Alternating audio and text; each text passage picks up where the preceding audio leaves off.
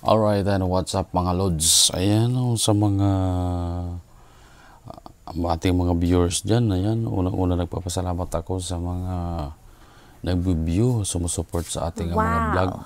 At balik bills naman po tayo. At ito ipapakita po natin itong GP594. Ayan, GP594. Ayan, Japan bill.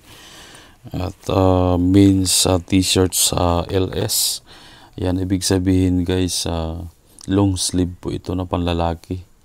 Long sleeve siya na panlalaki at medyo cheaper lang po ito. Yung mga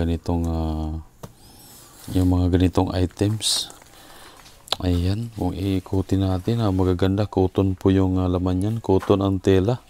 Yung parang sa t-shirt, no? Parang ganito yung tela. So, long sleeve lang po. At medyo cheaper siya. Nasa 5,000 below lang din po yung price nito. Nagdedepende sa supplier o sa bintahan. Ayan, factory sell din po. 100 pounds. Ibig sabihin na 45 kilos. At so, ayan, men's t-shirt. Men's t-shirt LS GP594. Yan. Sa mga gustong mag-avail dyan, sa mga malalamig na area dyan, pwede po ito. Yan. At ang tela nito ay cotton na cotton. Ayan, cotton. Yan. Maganda rin po itong items na to at napakamura. Pwede rin isil agad to sa pagdating sa store. Bubuksan mo at isil mo. Lalo ngayon na medyo malamig pa.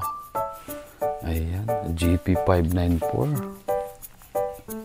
Men's t-shirt long sleeve or LS. Ayan, sa mga gustong mag-avail dyan, no? Sa ating business. Pwede nyo pasukin, pwede kayo mag-PM sa akin.